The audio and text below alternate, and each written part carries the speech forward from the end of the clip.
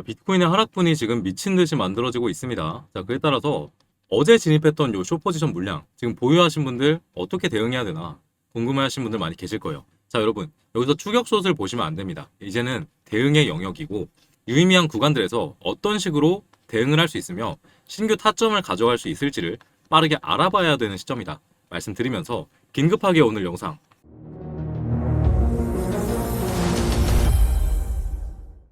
안녕하십니까. 여러분들의 투자 멘토 정우진입니다. 현재 오후 5시 46분 지나고 있고요. 자, 우선은요, 이 하락분이 어떻게 나오게 된 건지 경위만 짧게 설명해 드리도록 할게요. 자, 날봉상 봤을 때 고점부터 1파 하락분, 2파 조정, 3파 하락, 4파 조정, 5파 하락이 이어지고 있는 단계이고 이 부분을 세부 카운팅을 해보면요.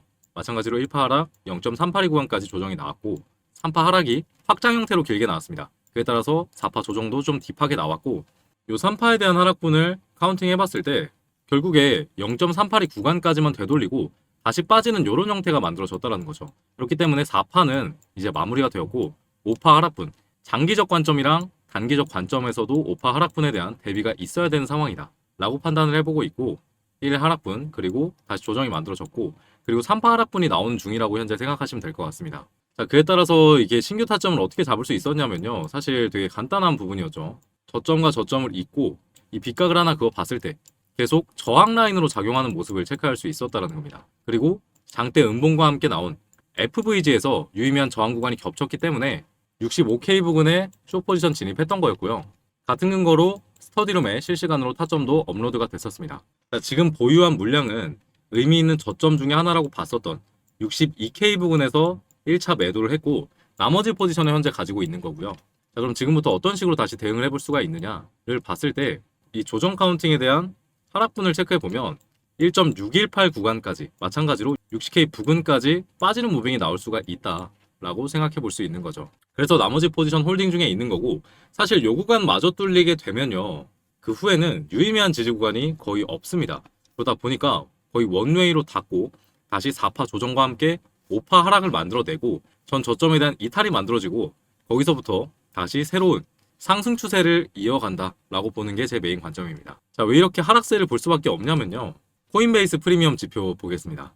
0을 기준으로 기관들의 현물이 매수 우위냐 매도 우위냐를 볼 수 있는 지표인데 계속 음수로 표시가 되고 있어요. 고점 부근부터. 심지어 이런 반등이 나올 때도 매도세는 더 급격하게 이어졌으며 이번 반등이 현물로 만들어낸 상승이 아니라 선물로 들어올린 반등이라는 해석 또한 가능해지는 부분입니다. 자, 그리고 결국에 비트코인 ETF 순유출 또한 3일 연속으로 이어지고 있는 상태고 블랙록이 다시 비트코인 2,700개를 시장에 던졌습니다. 자, 그에 따라서 어제 반등세가 잠깐 만들어졌음에도 불구하고 지그시 눌러버리는 이런 패턴이 발생했던 거고 시장 하방 압력을 굉장히 강하게 받고 있는 상황이 만들어지게 된다는 거죠. 그렇기 때문에 잠깐의 반등이 나온다라고 해도 저는 계속 일관성 있게 오름쇼 전략으로 대응하고 있는 거고 우리가 여기서 추세 변곡을 확인하고 롱을 보기 위해서는요.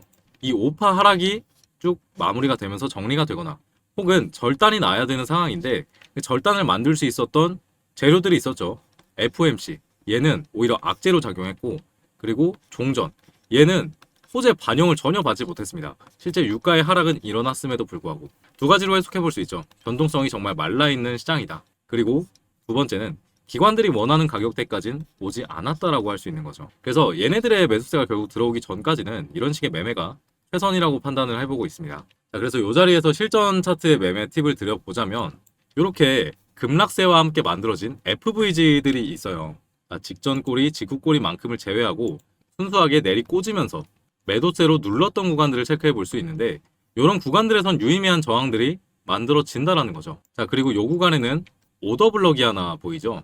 이 음봉 캔들에 대한 장악 패턴이 일어났고 이후에 추세 반전까지 만들어냈기 때문에 이 구간들은 실제 세력들이 만들어낸 구간이다 라고 해서 원래는 오더 블럭이라고 부르고요. 매수 오더 블럭이라고 부르고 지지 구간으로 작용하게 됩니다. 근데 여기 구간을 이탈해주게 되잖아요. 그럼 이 오더 블럭이 브레이크 블럭이라고 하는 저항 라인으로 작용하게 됩니다. 여기까지 왔을 때 다시 저항 맞고 내려가는 차트의 흐름이 발생할 수 있으므로 이 저항 구간들을 활용해서 오름숏 전략을 보는 게 좋다라는 거죠. 추격숏을 보자는 게 아닙니다. 어차피 제가 이 구간에서 발생하는 그런 짧은 수익 구간들은 제가 타점으로서 스터디룸에 계속 업로드 해드리고 있으니까 요거 체크하시면서 매매하시면 좋을 것 같고요. 그 같이 올려드리는 근거들 같은 것도 한 번씩 보시면서 공부해 보시면 많이 도움되실 것 같습니다. 최근에 수익률이 정말 좋아졌어요. 같이 보시면서 수익 내실 분들은요. 아래 고정 댓글 링크 눌러서 입장해 주시면 되는데 링크 누르시면 문자 메시지 페이지로 이동할 겁니다. 따로 작성할 필요 없이 바로 전송 버튼 누르시면 신청이 완료가 되고 제가 이 길 내에 빠르게 초대해 드리도록 하겠습니다. 자, 대신에 채널 활성화를 위해서 스터디룸을 운영하고 있는 거니까 구독 한 번씩만 꼭 눌러주시고 입장해 주시면 감사드리겠습니다. 자, 그리고 한 가지 더 말씀드려 보자면 결국에 이 펀딩비가요 중요합니다. 롱을 보는 개인 투자자들이 많아졌다라는 것은 이 구간에서 한 번에 이쁘게 반등하지 않는다라는 거예요. 이쁘게 반등을 해낼 거였으면 이 급락세가 쏟아지던 와중에 V자로 해냈어야 개미들이 탑승하지 못하면서 올리게 되는 차트가 형성이 되는데 자, 누가 봐도 60K라는 저점에서 이쁘게 반등하는 차트처럼 연출이 되니까 개미들이 계속 탑승하고 있는 무빙이 체크된다는 거죠. 자, 그리고 나서 오늘 다시 숏으로 돌아선 모습을 체크해 볼 수 있는데 이렇게 시장에 공포감을 주어야 롱을 보는 개미들이 떨어져 나간다는 거고 추격숏에 대한 물량이 붙는다는 겁니다. 그럼 얘네 물량이 계속 붙으면 어떻게 될까요?